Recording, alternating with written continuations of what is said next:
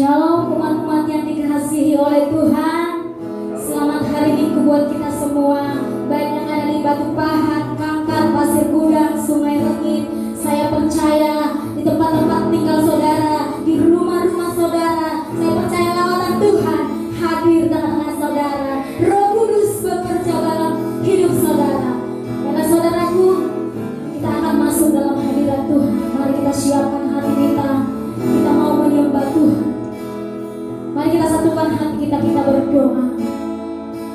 Bapa yang bertahta dalam kerajaan surga, Bapa yang mulia, Bapa yang kami sembah di dalam roh dan kebenaran.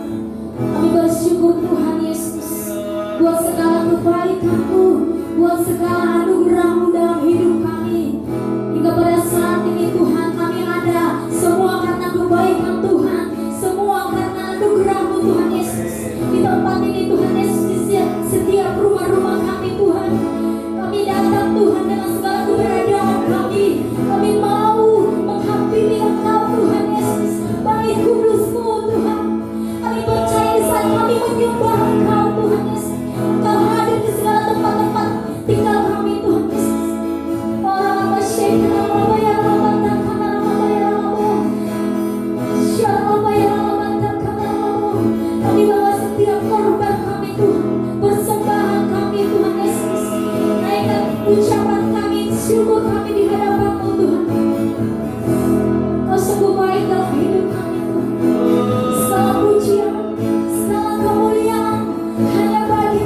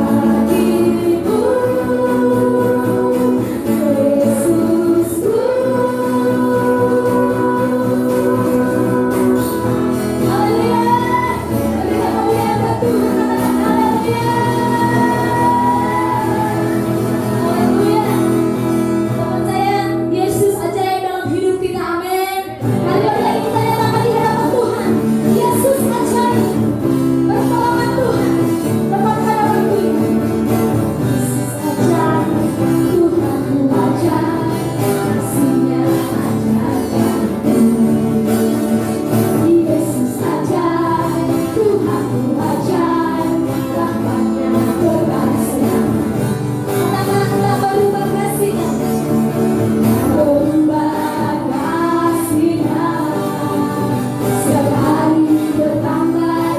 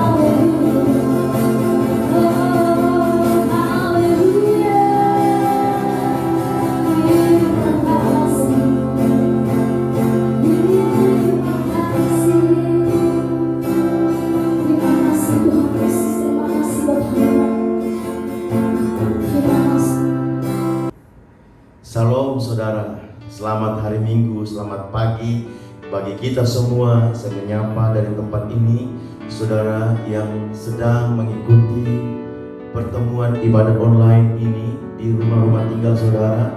Saya percaya Allah kita, Allah yang maha hadir, Dia sanggup melawat setiap kita di setiap tempat-tempat di mana kita berkumpul, beribadah, melakukan sesuatu yang sesuai dengan kehendak Tuhan. Amin saudaraku. Kita dipanggil untuk beribadah, kita dipanggil untuk memuliakan Tuhan, dan biarlah setiap kehidupan kita boleh terus menyenangkan hati Tuhan. Ya, baik saudaraku, sebelum lebih jauh lagi kita mendengarkan kebenaran firman Tuhan pada pagi ini, saya akan berdoa membuka pemberitaan Injil kebenaran firman Tuhan bagi kita sekalian saudaraku. Oleh sebab itu, mari saudara kita satu hati untuk kita berdoa. Mari kita berdoa. Bapa, kami naikkan ucapan syukur kami, terima kasih buat pagi ini kami boleh berkumpul dalam pertemuan ibadah online kami Tuhan Yesus. Biarlah kiranya Tuhan Yesus Engkau menyatakan kehendak-Mu, Engkau menyatakan kebenaran firman-Mu pada saat ini. Di tengah-tengah kami mendengarkan Injil kebenaran firman-Mu, ya Tuhan, yang akan disampaikan ya Tuhan Yesus. Kau urapi hamba-Mu, urapi kami semua Tuhan Yesus. Pengurapan-Mu yang akan memampukan kami mengerti lebih jauh, lebih dalam lagi setiap maksud dan rencana-Mu, kehendak-Mu ya Tuhan Yesus, yang terkandung di dalam setiap firman kebenaran firman-Mu Bapa. Terima kasih Tuhan Yesus, kami bersyukur kepadamu. Kami sambut firman-Mu dengan sukacita, dengan hati yang terbuka, di dalam nama Tuhan Yesus Kristus, Juru Selamat kami. Haleluya. Setiap kita yang siap dengan firman Tuhan, sama-sama kita katakan amin. Baik saudaraku, tema khotbah saya kali ini adalah jangan takut, yang terambil dari Markus 4 ayat 35 sampai dengan ayat 41. Tapi sebelum lebih jauh lagi saudaraku, saya akan mengajak kita untuk memperkatakan jangan takut. Ya, katakan sama-sama, jangan takut. Haleluya. Katakan kiri kanan saudara, kalau saudara berkumpul bersama-sama keluarga, teman, sahabat di rumah-rumah tinggal saudara, bilang kiri kanan saudara, jangan takut. Iya, katakan jangan takut. Haleluya. Tapi kalau hanya saudara sendiri di rumah, saudara bisa tempelkan telapak tangan kanan saudara di dada saudara, bilang jangan takut. Haleluya. Baik saudaraku, saya akan membacakan firman Tuhan di dalam Markus 4 ayat 35 sampai dengan ayat 41, yang merupakan ayat firman Tuhan yang akan kita pelajari bersama-sama pada pagi ini dalam kaitannya dengan tema khotbah saya, yaitu jangan takut. Demikianlah firman Tuhan.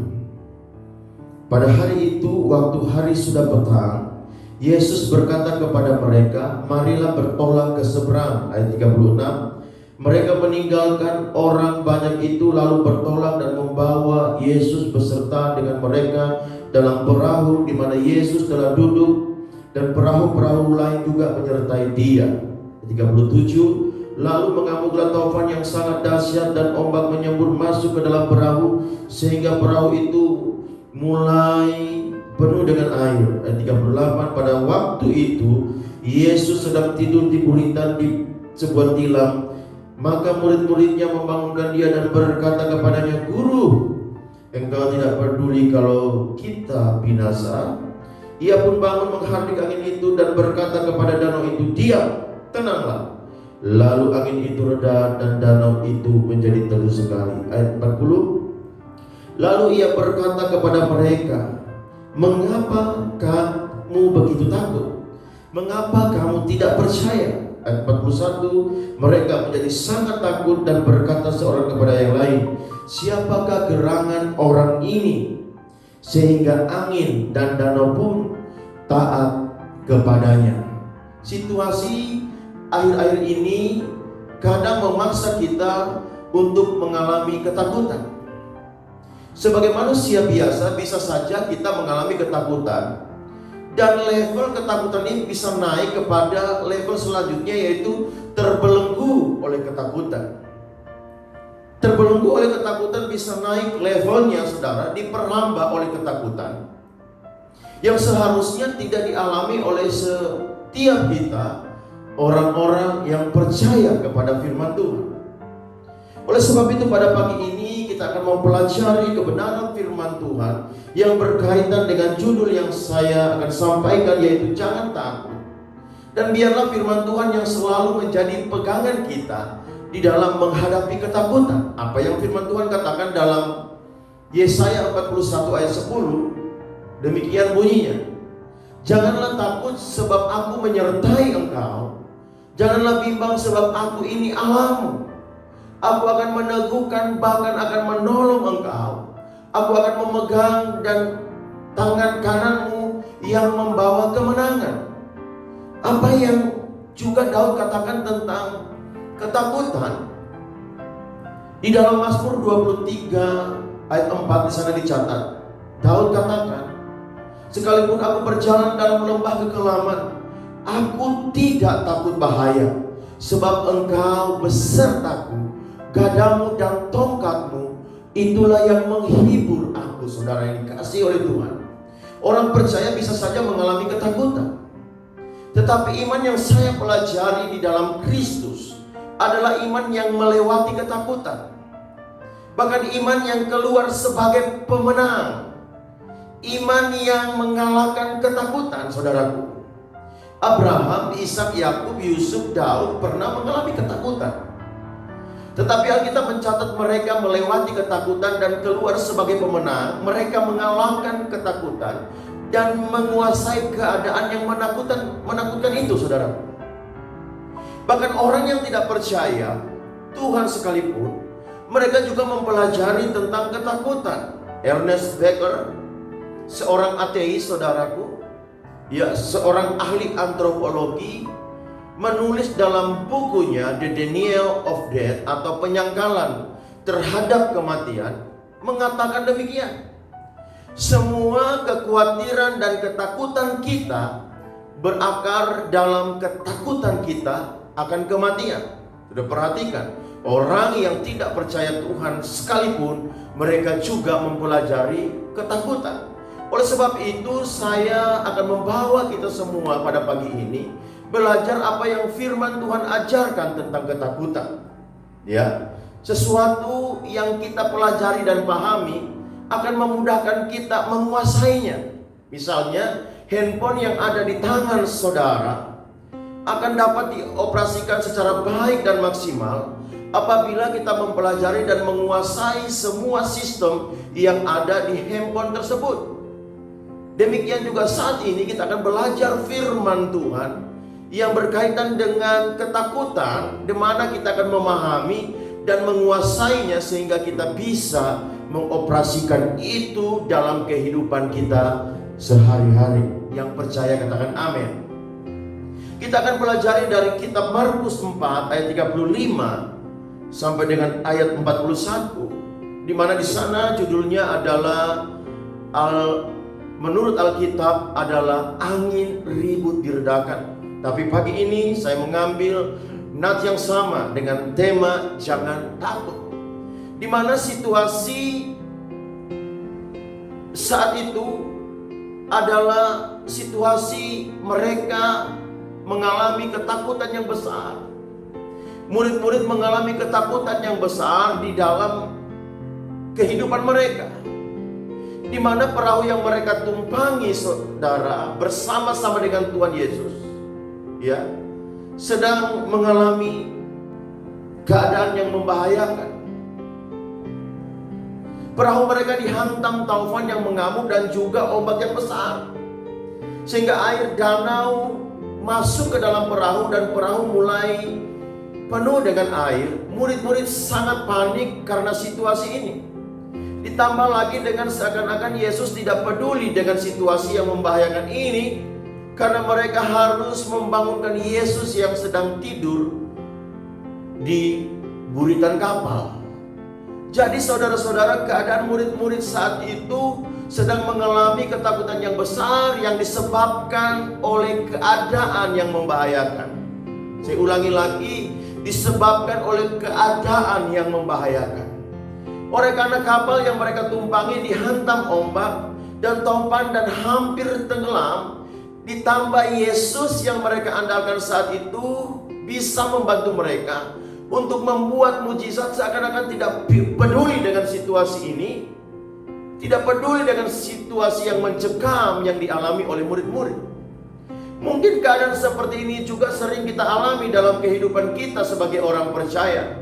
Mengalami ketakutan oleh karena keadaan, misalnya keadaan krisis ekonomi, keadaan kesehatan kita, keadaan keluarga kita, atau keadaan goncangan yang sedang kita alami seperti pandemi COVID-19 ini yang melanda dunia, yang berdampak bagi kehidupan kita. Keadaan hubungan kita atau hal-hal lain, keadaan-keadaan ini mungkin sudah pada tahap yang membahayakan. Sebagai orang percaya kita mengharapkan pertolongan Tuhan. Kita berdoa, berseru dan mencari Tuhan, dan Tuhan datang menolong kita, sama seperti keadaan murid-murid pada saat itu. Mereka membangunkan Yesus di buritan kapal yang sedang tertidur, dan Tuhan Yesus bangun, menenangkan, meneduhkan danau itu sehingga mereka selamat. Tuhan mendengarkan seruan umat-umatnya dan memberikan pertolongan bagi setiap orang yang berseru kepadanya. Yang percaya katakan amin. Yang percaya katakan haleluya. Tetapi bagi kita sebagai orang percaya, kita tidak cukup sampai di level itu. Bagaimana kita berseru kepada Tuhan di masa sukar, masa sulit, masa krisis dalam hidup kita, dan Tuhan datang menolong kita. Tetapi mari kita melihat lebih jauh lagi dari semua hal yang terjadi. Mengapa kita harus mengalami keadaan-keadaan yang sedemikian rupa itu di dalam kehidupan kita? Dari apa yang saya pelajari dalam konteks Markus 4 ayat 35 sampai dengan 41, kalau kita berbicara tentang ketakutan, ada dua model ketakutan yang dialami oleh murid-murid pada saat itu. Yang pertama, takut karena keadaan situasi oleh ombak, taufan, saudara, dan perahu yang hampir tenggelam, tetapi Yesus meredakan angin ribut dan taufan itu. Yang kedua, takut yang lain yang sengaja Tuhan taruh dalam kehidupan para murid, yaitu takut akan Tuhan. Tuhan Yesus akan membiarkan angin ribut mengamuk dan tidur di buritan kapal, sehingga keadaan mencekam, tetapi segera menolong mereka untuk menaruh nilai kebenaran dan kehidupan murid-muridnya. Nilai apa yang Tuhan taruh dalam kehidupan para murid-murid, yaitu takut akan Tuhan. Mari kita perhatikan di ayat 41 dari Markus 4 ini. Ini adalah keadaan di mana Tuhan Yesus telah meredakan angin ribut dan gelombang pada saat itu. Alkitab katakan dalam ayat 41, mereka menjadi sangat takut dan berkata seorang kepada yang lain, siapakah gerangan orang ini sehingga angin dan danau pun taat kepadanya? Saya ulangi sekali lagi. Mereka menjadi sangat takut dan berkata seorang kepada yang lain, Siapa gerangan orang ini sehingga angin dan danau pun taat kepadanya. Sangat takutnya murid-murid di ayat 4:11 bukan karena keadaan, karena angin sudah diredakan, tetapi ada ketakutan yang lain yang ada dalam hidup mereka. Inilah yang saya katakan takut akan Tuhan. Ketika mereka katakan, siapakah gerangan orang ini? Di dalam keadaan mereka sangat takut, saudaraku. Takut akan Tuhan dalam bahasa Ibrani dikatakan jira, ya, yang berarti dalam bahasa Indonesia itu menghormati Tuhan. Jadi takut akan Tuhan sama dengan menghormati Tuhan. Jadi mari lebih jauh lagi kita melihat persoalan para murid dalam konteks Markus 4 ayat 35 sampai dengan 41. Bukan hanya bagaimana mereka melihat perbuatan Tuhan yang ajaib dalam keadaan yang menakutkan dalam kehidupan mereka dengan diredahkan angin ribut, tetapi jauh lagi yaitu dari nilai kebenaran yang hendak ditaruh Tuhan dalam kehidupan murid-murid, yaitu takut akan Tuhan atau menghormati Tuhan atau respect to our God. Iya, katakan sama-sama, respect to our God. Amin. Menghormati Tuhan atau takut akan Tuhan.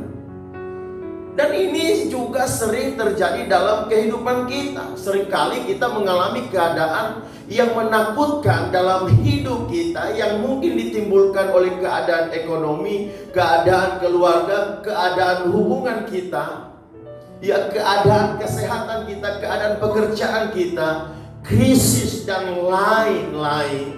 Saya percaya Tuhan Yesus tetap sama, kuasanya tidak berubah, dulu, sekarang, sampai selama-lamanya. Saya percaya, saudaraku, Dia sanggup menolong kita. Katakan sama-sama, Tuhan sanggup menolong kita. Katakan sama-sama, Tuhan sanggup menolong saya. Amin, saudaraku. Tetapi jangan berhenti sampai di area itu sebagai orang percaya. Mari lebih lagi dalam hidup kita memiliki sikap hati takut akan Tuhan atau menghormati Tuhan, atau dalam bahasa Ibraninya jira. Katakan sama-sama, jira. Waktu Yesus buat mujizat yang lain, 5 roti 2 ikan sisa 12 bakul, setelah dimakan 5.000 orang, Lazarus dibangkitkan, orang lumpuh berjalan, orang buta melihat. Tidak satu pun Alkitab mencatat murid-murid sangat ketakutan, bertanya, siapa gerangan orang ini yang sudah melakukan perbuatan ajaib.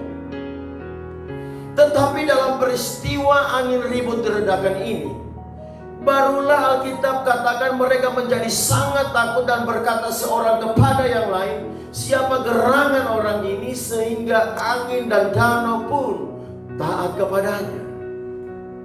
Apa yang saya pelajari dalam peristiwa ini adalah Yesus mengeluarkan mereka dari kesesakan, dari bahaya ketakutan, dan menaruh hormat akan Tuhan dalam kehidupan para murid-murid. Yesus menaruh takut akan Tuhan dalam kehidupan mereka. Oleh sebab itu pada pagi ini saudara, saya akan membawa kita melihat bahaya atau dampak dari ketakutan. Yang pertama saya katakan di sini adalah dampak dari ketakutan, yaitu tidak percaya akan firman Tuhan atau meragukan firman Tuhan. Orang lebih meyakini apa yang kelihatan daripada apa yang firman Tuhan katakan. Meragukan firman Tuhan atau tidak percaya firman Tuhan. Oleh karena mungkin melihat keadaan yang tidak sesuai dengan apa yang diharapkan. Yang kedua, dampak daripada ketakutan yaitu respon yang negatif. Respon yang negatif terhadap situasi yang mungkin datang dalam kehidupan kita. Orang-orang Israel waktu mereka keluar dari tanah Mesir, mereka masuk mengintai di tanah Kanaan. Apa yang terjadi? Dari 12 orang saudara yang pergi, hanya 2 orang yang tetap meyakini firman Tuhan. 10 orang mereka sangat ketakutan dan memberitakan ketakutan itu kepada orang-orang Israel yang lain. Nah, apa yang terjadi dampaknya? Orang-orang Israel menjadi ketakutan. Tetapi ada Yosua dan Kaleb yang pada saat itu menenangkan semua orang-orang Israel yang sedang mengalami ketakutan, karena mereka memiliki respon yang positif. Yang ketiga, dampak daripada ketakutan, saudaraku, yaitu keputusan yang salah. Seringkali kita mengambil keputusan yang salah di tengah-tengah keadaan yang mencemaskan, sehingga kita mengalami kerugian, kita mengalami kesia-siaan. Saya mau ingatkan bagi setiap kita, jangan pernah kita mengambil keputusan untuk satu kehidupan kita, saudara, di tengah-tengah kita sedang terbelenggu, di tengah-tengah kita sedang mengalami ketakutan dalam kehidupan kita.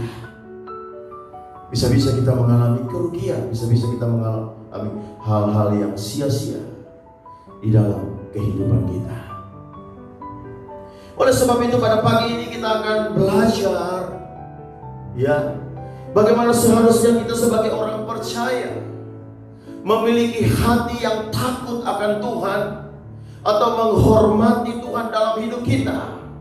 Karena inilah yang Tuhan mau terjadi dalam kehidupan kita. Supaya apa? Supaya kita bisa melewati ketakutan, supaya kita bisa mengalahkan segala ketakutan yang mungkin datang di dalam setiap kehidupan kita.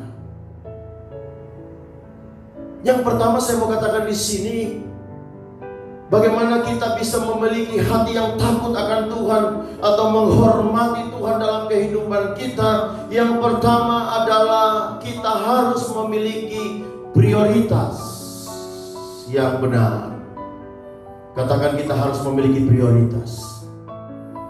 Katakan prioritas.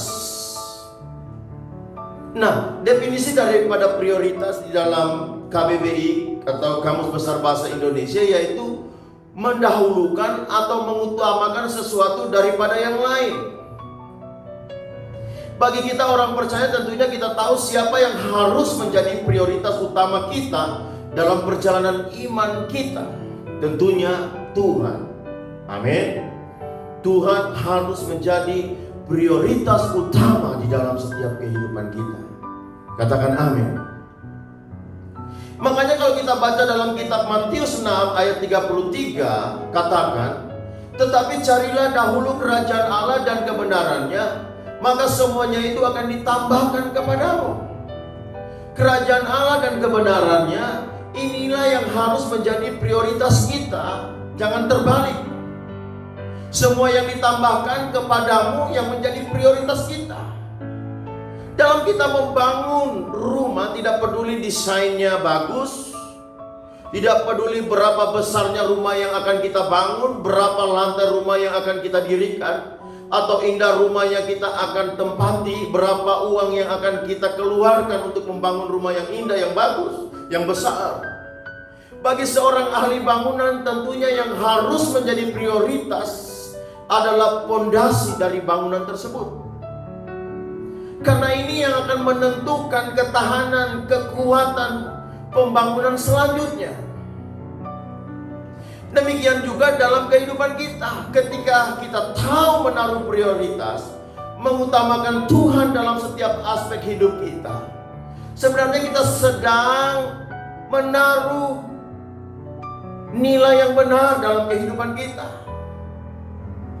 Kita sedang menaruh hormat kita kepada Tuhan, dan Tuhan akan membangun kita menjadi orang-orang percaya yang kuat, yang dapat menghadapi keadaan-keadaan yang menakutkan di dalam kehidupan ini, yang mungkin datang dalam kehidupan kita. Amin, saudaraku. Yang kedua, saya katakan di sini adalah konsisten. Katakan sama-sama, konsisten. Definisi daripada konsisten dalam KBBI sekali lagi, atau Kamus Besar Bahasa Indonesia, yaitu tetap atau tidak berubah-ubah atau perbuatan hendaknya dengan ucapan. Nah, salah satu karakter Tuhan Yesus adalah konsisten. Dia tidak berubah. Amin. Boleh katakan sama-sama, Tuhan Yesus tidak berubah.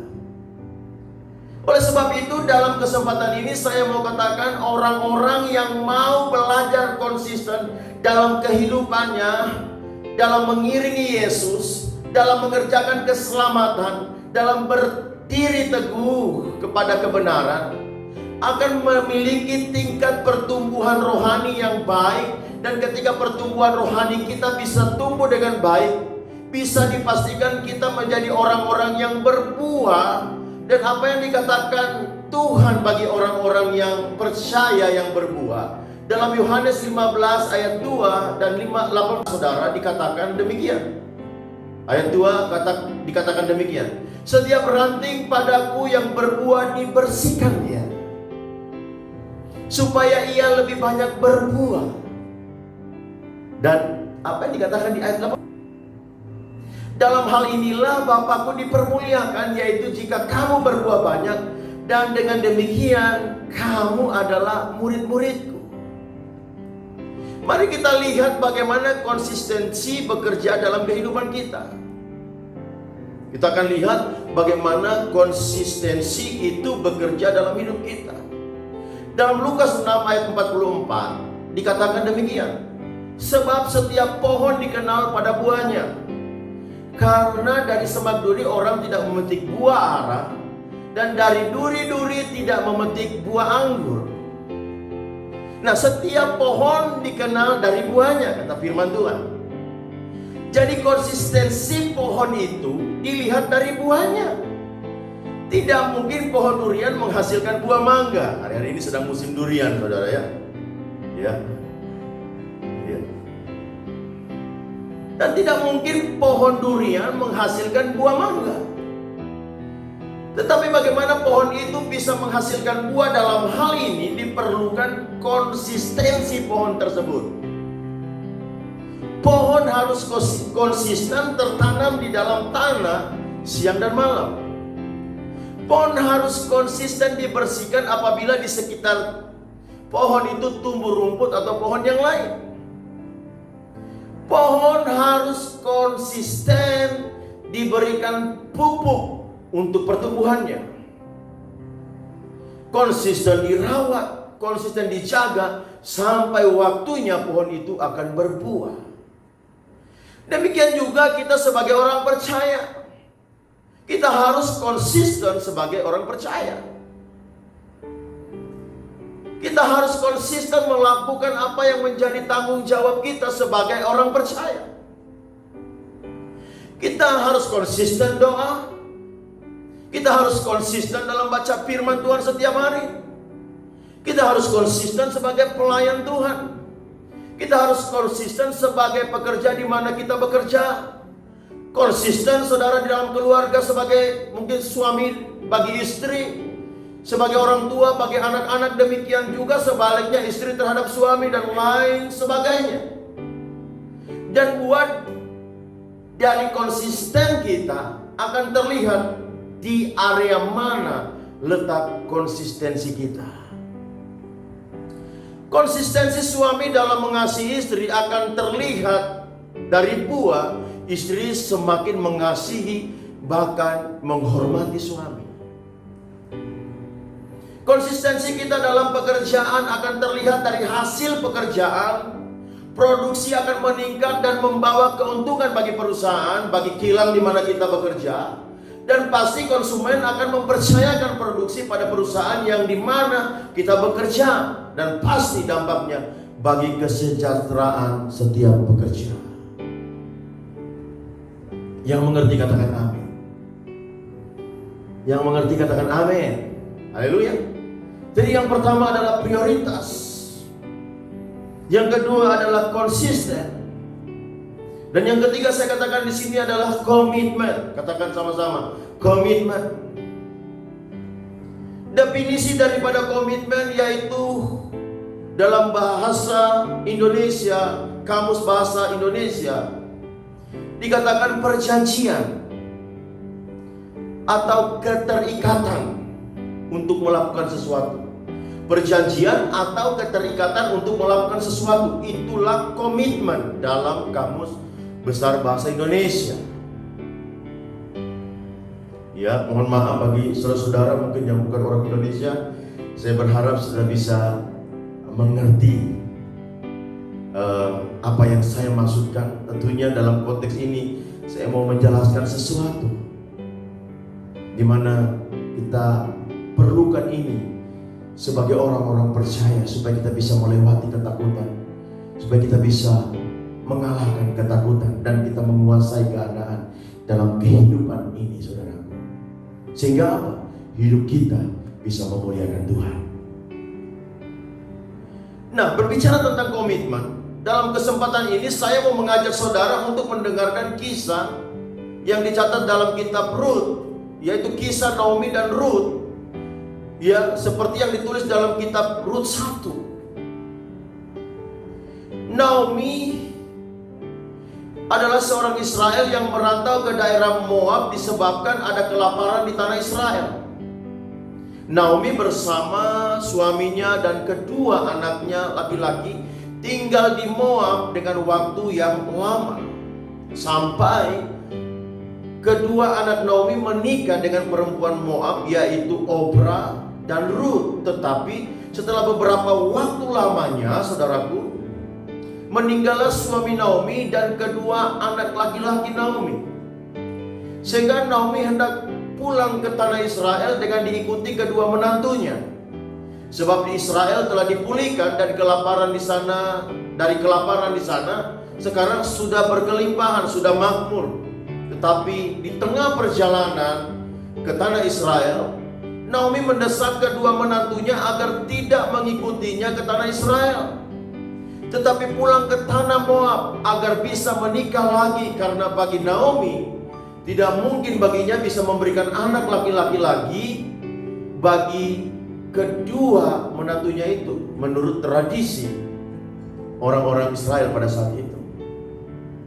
Naomi berpikir adalah lebih baik melepaskan kedua menantunya untuk pulang ke kampungnya agar bisa menikah dan memiliki keluarga dalam kehidupan yang lebih baik di kampungnya. Apa yang terjadi, saudara? Ya, oleh karena desakan Naomi, Orpa menantunya yang satu menerima nasihat Naomi mertuanya lalu segera pulang.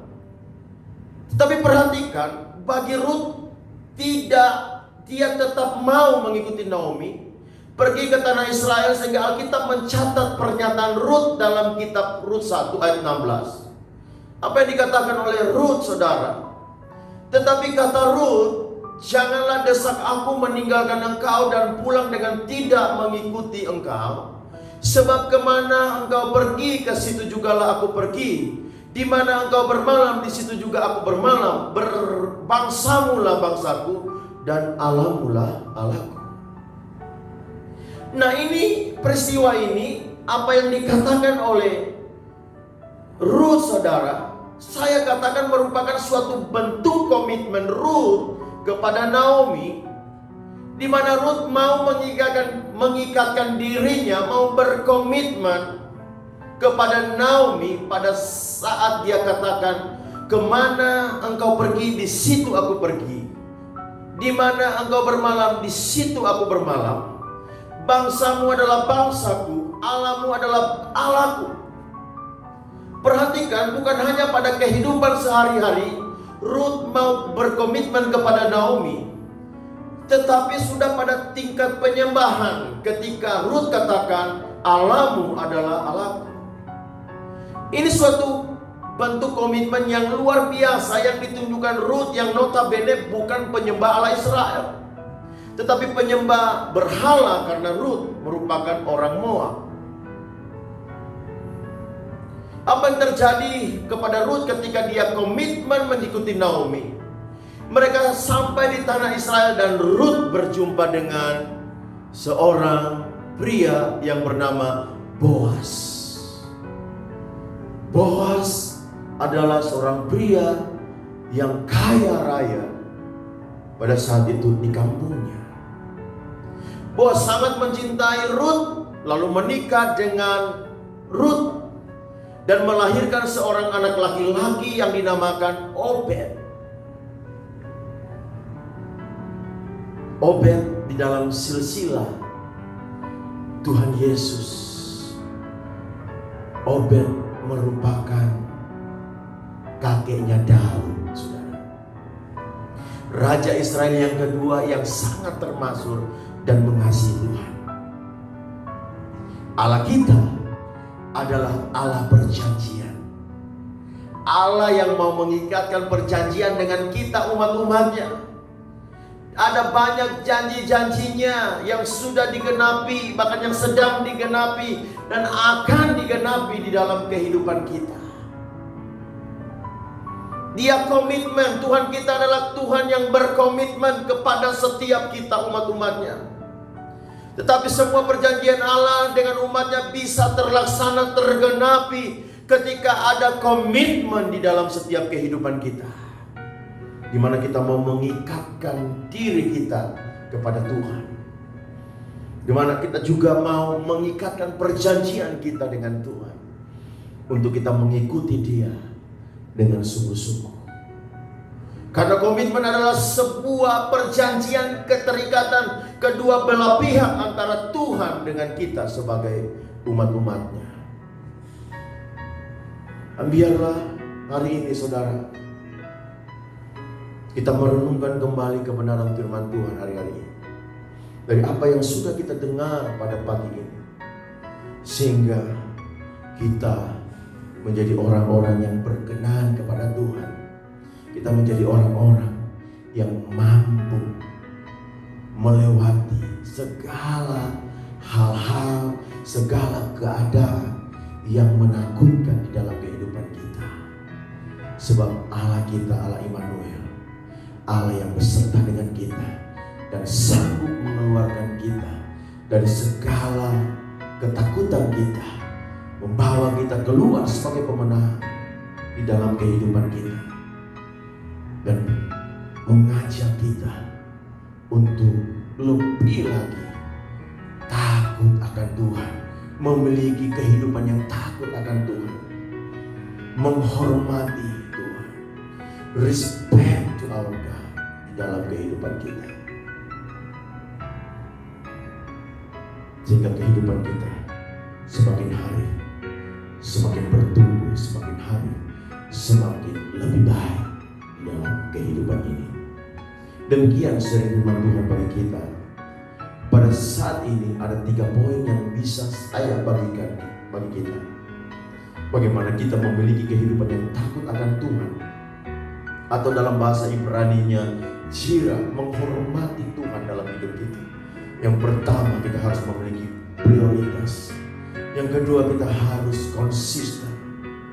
Konsistensi kita dalam kehidupan mengiringi Tuhan itu sangat berdampak bagi kehidupan-kehidupan kita di waktu yang akan datang. Yang ketiga, kita harus memiliki komitmen. Kiranya Tuhan memberkati kita. Selamat hari Minggu. Tuhan Yesus memberkati. Mari kita tutup dengan doa pemberitaan Injil kebenaran firman Tuhan ini. Mari kita satu hati dalam doa. Bapa, kami bersyukur kepada-Mu, terima kasih buat pagi ini. Kami belajar kembali kebenaran firman-Mu Tuhan, Engkau nyatakan melalui Markus 4 ayat 35 sampai dengan ayat 41. Kami melihat bagaimana Tuhan menolong umat-umatnya yang sedang ada di dalam ketakutan, mengeluarkan mereka dari segala ketakutan mereka oleh karena keadaan. Dan kami percaya Tuhan, hal yang sama Tuhan Engkau sanggup kerjakan itu dalam kehidupan kami. Dan Tuhan membawa kami untuk memiliki kehidupan, memiliki nilai-nilai kebenaran yang takut akan Tuhan, yang menghormati Tuhan dalam kehidupan kami. Dan biarlah senantiasa Engkau menggenapi setiap kehendak-Mu di dalam kehidupan kami. Jadilah kehendak-Mu dalam hidup kami seperti di surga. Terima kasih Tuhan Yesus. Materaikan setiap firman-Mu dalam setiap hati kami, dan biarlah itu tumbuh berbuah menjadi berkat bagi banyak orang. Kami bersyukur kepada-Mu Bapa, di dalam nama-Mu yang kudus, nama Yesus Juru Selamat kami bersyukur dan berdoa. Haleluya. Setiap kita yang sudah diberkati firman Tuhan, sama-sama kita katakan amin. Haleluya.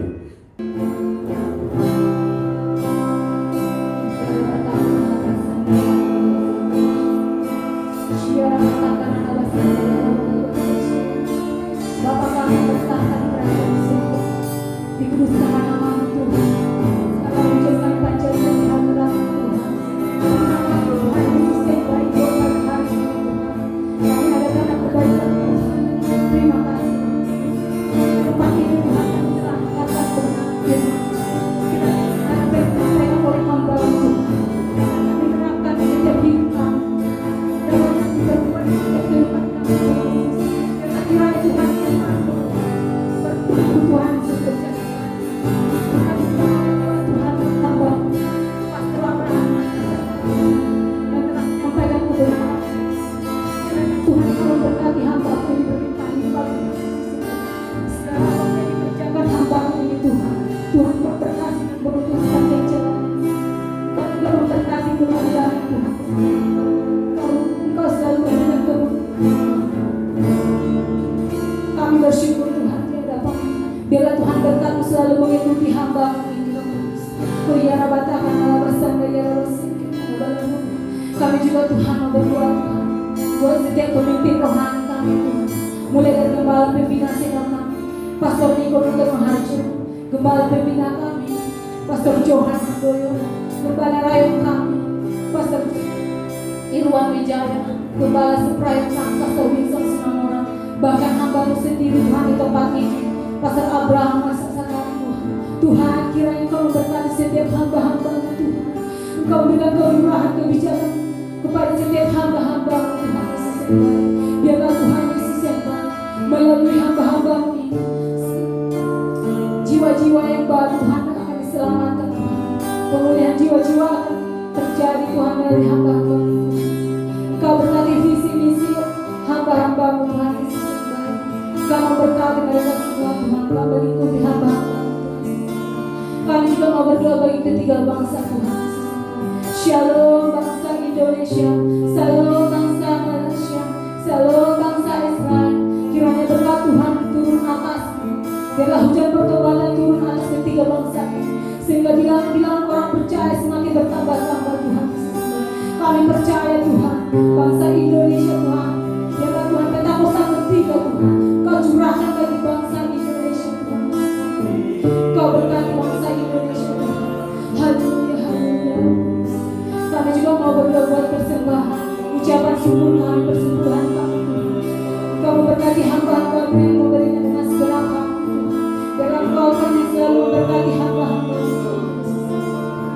30, 60 bahkan 100 kali lipat Tuhan curahkan kepada umat-Mu Yesus. Kau juga memberkati makanan kami Tuhan, roti dan minuman kami, serta menjauhkan kami dari sakit penyakit Tuhan. Sebab Engkaulah Allah kami Tuhan, sumber keselamatan kami. Hanya pada-Mu kami berserah Tuhan Yesus. Terima kasih Roh Kudus, terima kasih. Haleluya. Sebelum kami pulang, kami menerima berkat daripada Baik saudara, sebelum kita akhiri rangkaian ibadah online kita, baiklah kita menerima berkat Tuhan bagi kita sekalian. Mari kita angkat tangan kita dan kita terima berkat Tuhan. Engkau yang diangkat tinggi bukan turun, jadi kepala bukan ekor. Sesuai janji Tuhan bagi setiap orang yang percaya kepadanya. Terimalah berkat Tuhan bagimu sekalian. Tuhan memberkati engkau dan melindungi engkau. Tuhan menyinari engkau dengan wajahnya dan memberikan kasih karunia kepadamu. Tuhan menghadapkan wajahnya kepadamu dan memberikan damai sejahtera. Oleh sebab itu pergilah, jadikanlah seluruh bangsa keluarga saudara, kekasih-kekasih jiwa saudara, rekan sekerja saudara menjadi murid Tuhan Yesus. Persekutuan dengan Roh Kudus akan memampukan, memberkati, berikan kekuatan, bahkan hikmat bagi saudara dari sekarang sampai selama-lamanya. Di dalam nama Tuhan Yesus Kristus, haleluya. Setiap kita yang diberkati dan diurapi Tuhan, sama-sama kita katakan amin. Selamat hari Minggu bagi kita semua. Tuhan Yesus memberkati kita. Shalom.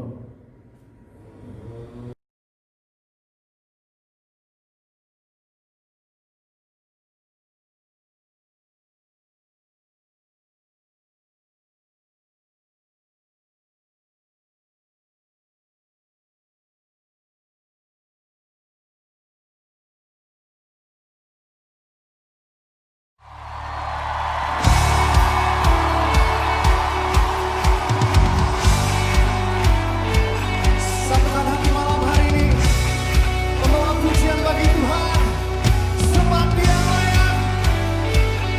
Come on.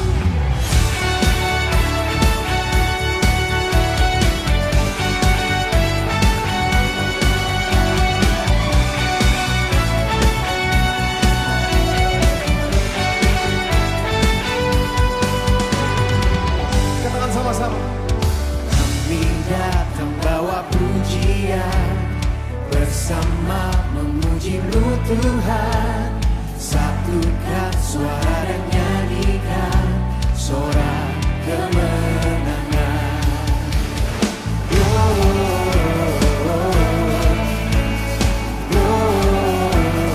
Gloria, besar Tuhan, ditinggikan di atas segalanya.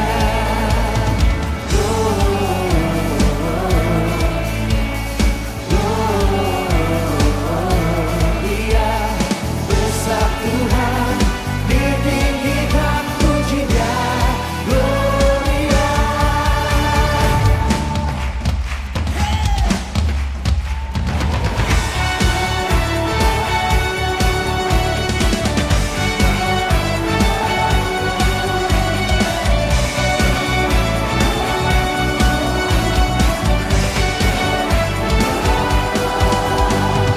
Kami datang bawa pujian, bersama memuji-Mu Tuhan.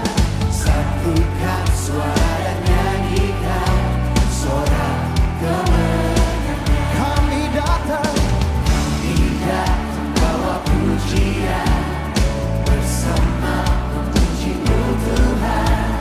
Satukan suara dan nyanyikan sorak kemenangan.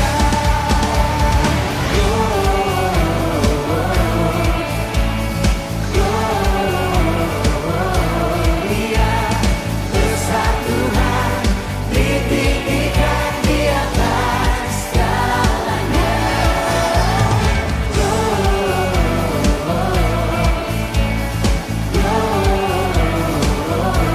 Gloria, besar Tuhan, ditinggikan puji-Nya. Gloria.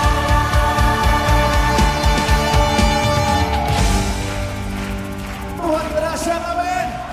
Berikan tepuk tangan buat Tuhan, saudara. Oh, Jesus. Angkat suaramu sama-sama, satukan hati, katakan. We give you glory.